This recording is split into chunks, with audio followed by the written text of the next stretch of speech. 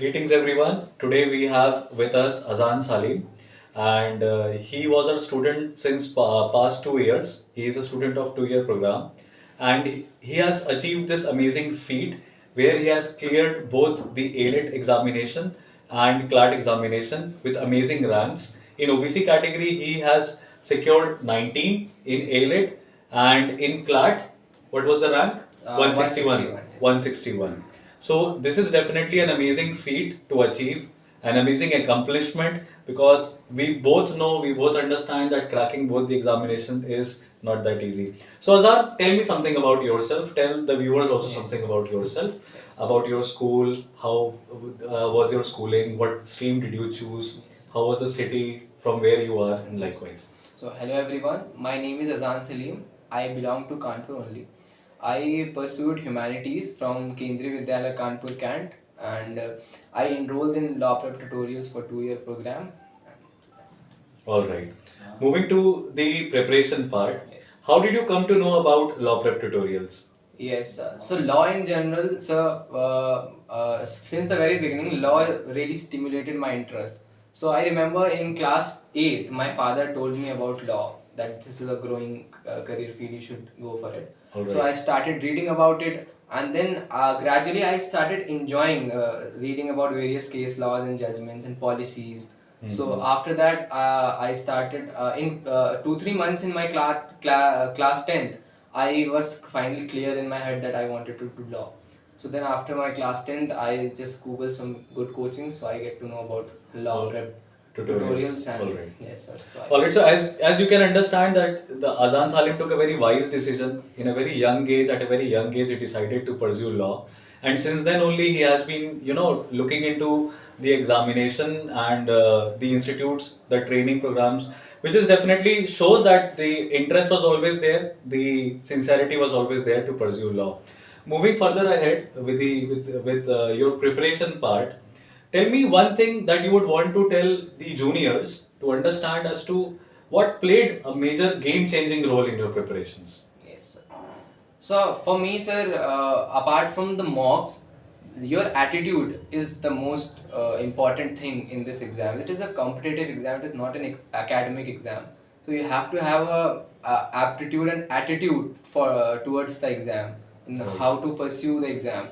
And the mocks are in general the biggest, and newspaper, I think. Yeah, coming to the newspaper part, because I think most of the juniors and Yes. the students those who are preparing for this examination are actually confused regarding the newspaper, whether to read it completely or not. So, what was your preference? Whether you chose the Indian Express, whether you chose the Hindu, Yes. and or was it there some point of time you decided to read both of the newspapers? क्या ऐसा दौर था आपके समय में भी? Yes, sir. So initially I started with the Hindu, and after some time, after 1 year or so, I was I will say I was bored of Hindu, so Right. I started Indian Express, and 2-3 months before my exam, I was just use. It depends आपको क्या लग रहा है कि दोनों पढ़ना है आज के नहीं पढ़ना है, so I use both. अच्छा, आपने दोनों पेपर पढ़े Yes, sir. और लगातार पढ़े? No, sir.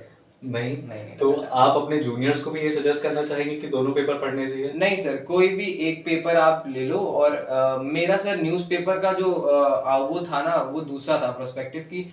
इनिशियली मैंने न्यूज़पेपर को एज अ करंट अफेयर पढ़ना स्टार्ट किया, सो फिर then I realise it is not working. So after some time, I just from our newspaper GK के लिए, I just visited some website told by you, and the our Clad Express. All right. The CLAT Express GK module Yes, for sir. GK, and newspapers basically help you for. Newspaper just to stay in groove that Okay, what okay. is happening around the world, and to increase my reading speed and comprehension skills. That's the main source of. All right, all right. So as you can understand that newspapers are important as per Azan. Newspaper is important, and he has suggested that the discretion to choose the newspaper should be completely yours. And newspapers are not the only source for current affairs, if I am to understand correctly. All right, Azan. Yes.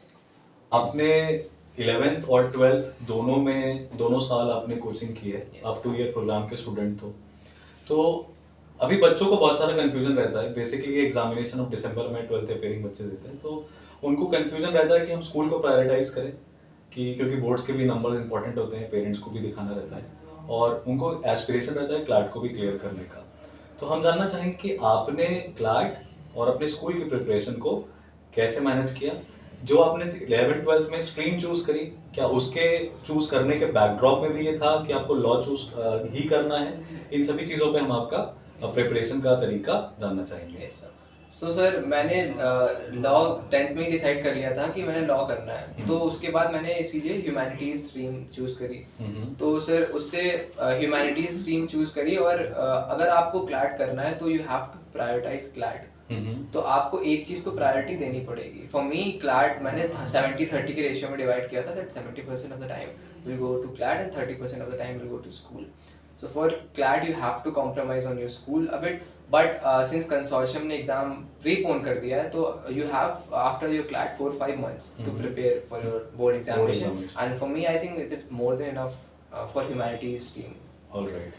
तो अजान का कहना ये है कि आपकी जो 11th की और 12th की जो स्ट्रीम होती है, अगर आपका क्लैट पहले से ही ऑब्जेक्टिव है तो आप अपनी स्ट्रीम को भी उसी हिसाब से चूज करिए जो कि आपको आपके प्रिपरेशन में मदद करे। और एग्जामिनेशन का प्रीपोन होना अजान के हिसाब से एक एडवांटेजियस पोजीशन है कि दिसंबर में आपका एक कॉम्पिटिटिव हो जाता है और आपके पास बोर्ड्स के लिए सफिशिएंट टाइम मिलता है। तो जो तुमने 70-30 का रेशियो मुझे बताया है, क्या तुम कुछ टाइम टेबल के बारे में अपना बता सकते हो? तुम्हारा दिनचर्या कैसे रहता था? तुम स्कूल कितने बजे जाते थे, कितने बजे आते थे, और उसमें तुमने सेल्फ स्टडी के लिए कितना घंटा निकाला और कैसे निकाला? Yes sir. स्टार्टिंग में तो सर इट वाज मतलब नॉर्मल, मतलब मैं स्कूल जाता था, स्कूल से आता था, देन आई यूज्ड टू, मैं स्कूल में लाइब्रेरी में व्हेन आई मेरा फ्री पीरियड जो होता था I used to go to the library and मैं न्यूज़पेपर दोनों वहीं खत्म कर देता था, तो ताकि मैं स्कूल से घर आऊं तो I can do other things. तो फिर करंट अफेयर कर लेता था। फिर आज की preparation sir, the real preparation starts when 2-3 months before the exam, when you मतलब get into the zone that yeah now I want to qualify this exam. All right. तो ये आपको एक सच्चे एस्पिरेंट के मुंह से खुद पता चल रहा है कि इम्पोर्टेंट ये है कि आपके दिमाग में एग्जामिनेशन हर समय चले। हम लोग ऐसा कहाँ करते हैं कि स्कूल के लाइब्रेरी पीरियड में बैठ के न्यूज़पेपर पढ़ें, but that definitely commendable thing. तो आपके हिसाब से पढ़ाई कितने घंटे होनी चाहिए? क्लैट की सेल्फ स्टडी का कितना घंटा आपको देना चाहिए? Sir there is no hours. अगर आपके टाइम टेबल में जितनी चीजें आपने जॉट डाउन करी अगर वो 2 घंटे में खत्म हो जाती हैं तो आप 2 घंटे में यू आर फ्री, और अगर उसके लिए 10 घंटे लगते हैं तो 10 घंटे आपको देने पड़ते हैं। अजान, तुमसे बहुत सारे जूनियर्स इंस्पिरेशन लेने वाले हैं आज तुम्हारे इंटरव्यू को देखने के बाद। तो कोई उनको तुम फिक्स टाइम ब्रैकेट बताना चाहोगे कि इतने बजे से लेके सुबह पढ़ाई अच्छी की होती है कि रात को अच्छी होती है, या तुमने कैसे करी? Sir again it is very subjective upon the person कि आप मॉर्निंग पर्सन। आपने कैसे करी? सर मैंने तो सर जब भी थोड़ा बहुत टाइम मिल जाता था तब मैं पढ़ लेता था। सो इतना कोई सर इशू नहीं था। जैसे अगर स्कूल मैनेज करना, जिस दिन स्कूल चले गए उस दिन शाम को पढ़ लिया, वरना सुबह उठ के पढ़ लिया। तो सर आई वाज फ्लेक्सिबल। अच्छा, तो यानी कि आपको आपके प्रायोरिटीज चेंज होने के हिसाब से अपना शेड्यूल भी चेंज करना चाहिए। तो ideally I should believe that preparation फिर 24 घंटे होती है। Yes sir, preparation should stay in your mind for 24 hours. That's definitely an amazing thing Azaan. So I wanted to ask you कि मॉक्स आपने बहुत सारे डेफिनेटली दिए होंगे, और मॉक्स का आपने सिलेक्शन कैसे किया? किस तरीके से आपने मॉक्स को में अप्रोच रखा? इसके बारे में आप अपने जूनियर्स को क्या बताना चाहेंगे? सर तो पहले तो मैंने बहुत सारे परम्यूटेशन एंड कॉम्बिनेशंस वो मतलब अपनाए, और मैंने देखा कौन सा मेरे लिए सबसे बेटर है। उसके बाद सर यूजुअली मैंने फिर देखा, थोड़ा बहुत एक्सपेरिमेंट किया, फिर एक टाइम पे मुझे समझ में आ गया कि हाँ ये स्ट्रैटेजी, इस स्ट्रैटेजी से मैं एग्जाम में जा सकता हूँ। सो आई यूज्ड टू, सबसे पहले मैं लीगल करता था, देन फिर current affair, then English logic, and then last में math, because my maths is not very good. Okay, तो आपने क्यूटी को लास्ट में रखा है। तो ये स्ट्रैटेजी मॉक को अपीयर करने की पर्सनलाइज्ड होती है और आपको मॉक देने के बाद में ही समझ में आती है, तब आपको बनानी चाहिए।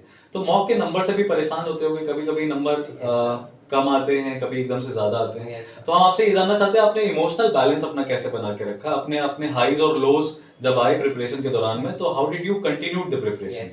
सो सर मैंने जब मैं प्रिपेयर कर रहा था तो मैंने एक इंटरव्यू देखा था, उसमें एक स्टूडेंट ने बोला it's just a mock, if it is bad give it, if it is good then again give it. It is not your final score, it is just a tool to your preparation.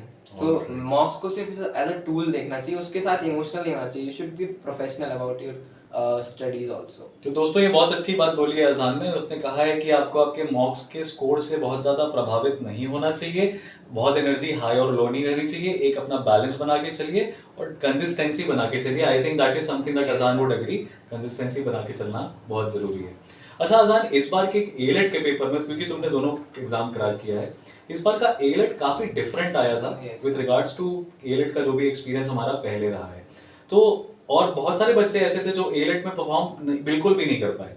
तो तुमने उस समय AILET के लिए अपनी क्या approach रखी और किस तरीके से तुमने एलेट और क्लैट में कोई डिफरेंस क्रिएट करने की कोशिश करी, अगर की है तो?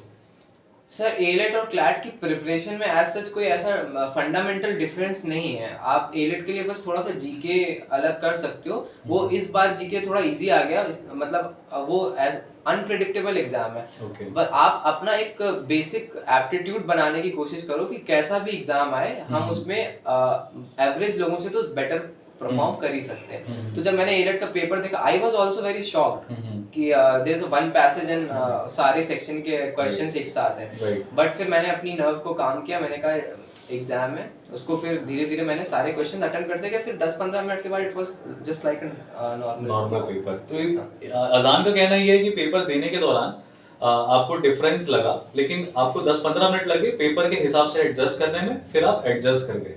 और डेफिनेटली एक एडवांटेज ये रहा होगा कि आपने, क्योंकि बहुत सारे मॉक्स पहले Yes. प्रैक्टिस किए हुए हैं। ऑल राइट, अब moving to the current affairs portion, we would want to know the current affairs और लीगल एप्टीट्यूड। एक ऐसा देखा जा रहा है पिछले, जब से पैटर्न चेंज हुआ है 2020 से, काफी कॉन्टेम्परेरी रहता है, काफी करंट इश्यूज पे रहता है। तो लीगल पैसेज के साथ, लीगल सेक्शन के साथ आपका एक्सपीरियंस था, या लाइक क्या तुमने सारे पैसेजेस पहले से पढ़े हुए थे? तो तुमने उसमें कैसे खुद को मैनेज किया, क्योंकि बच्चों का कहना है कि passages out of the box आए? नहीं सर, पैसेज तो एज यू सेड सारे कंटेम्प्रेरी पैसेज थे, हमने कहीं ना कहीं पढ़े थे। बट एक बार पैसेज को फिर से पढ़ के उसके आंसर देना will be more wise thing to do. तो मैंने सारे पैसेज को पढ़ा और उसके बाद उसके आंसर्स दिए।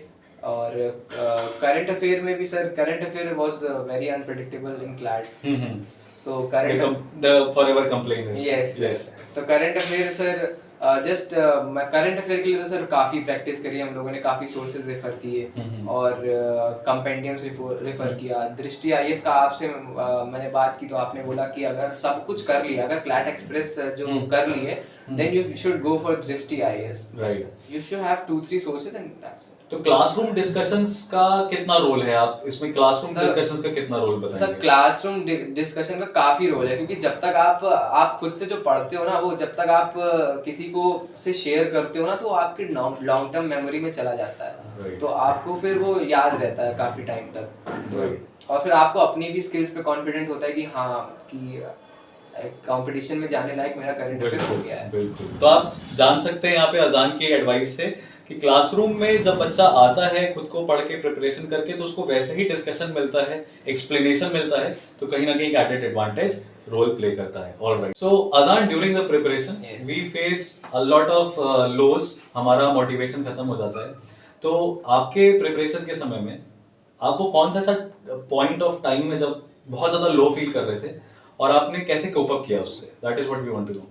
यस सर, मॉक स्कोर ही होते हैं जो हमारे स्टूडेंट्स के लिए सबसे ज़्यादा चैलेंजिंग होते हैं। कि कभी कभी ऐसा होता है सर, जब आप बहुत ज़्यादा एफर्ट कर रहे हो बट उसका आउटपुट आपको अपने मॉक स्कोर्स में नहीं दिख रहा है। तो सर अगर ये कॉन्स्टेंटली होता रहे ना, तो आप एक टाइम पे डीमोटिवेट फील करने लगते हो।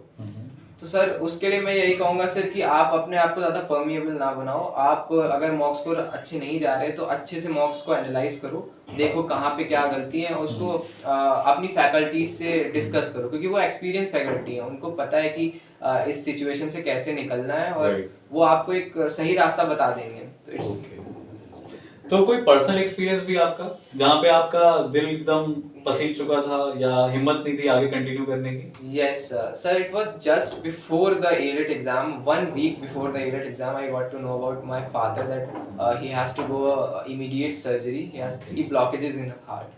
So at that time, I was just shattered that I just studied my life for this exam, and 2 years I sacrificed so many things. And after that, I told my father that I'm not going to give this exam. And while I was giving my exam, he was having his surgery in Delhi.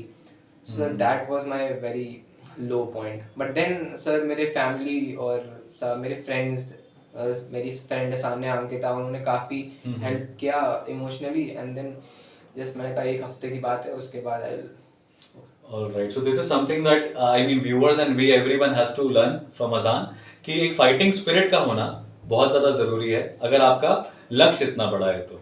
All right, Azan. Moving to the basic question, the last question that I would rather say that I would want to know कि law prep tutorial ने आपके हिसाब से आपकी preparation में और आपके achievements में क्या रोल प्ले किया और आप अपने व्यूअर्स को क्या बताना चाहेंगे इस इंस्टीट्यूशन के बारे में और आपकी जर्नी के बारे में at last.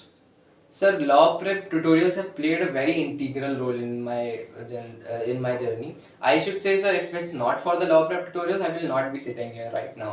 So, Right. sir, faculties wise, material wise, the material of law prep is, I think, the best when it comes to the mocks and the especially the GK compendium, and the coordinators and everybody here is very supporting. And if you want to study, then everybody will support you and give you their input that you can improve on this point, and so on. And faculties are always there to guide you, and then we used to ask so many questions, but the faculty never gets irritated about But they never gave up on you. They Yes, said, sir. all right, Yes, sir. let's drag you to the last Yes, edge. sir. All right. So this is definitely an amazing interview session that we had with Azan. And हमें काफ़ी कुछ जानने को मिला है. I think इसके जो answers हैं वो कहीं ना कहीं आपके लिए मोटिवेशन और इंस्पिरेशन का काम करेंगे. अजान, heartiest congratulations to you and best of the best wishes for your journey ahead. Stay in touch with us. We are available for you Yes. throughout your law career. Yes. All the best. Thank you so much. Thank you so much.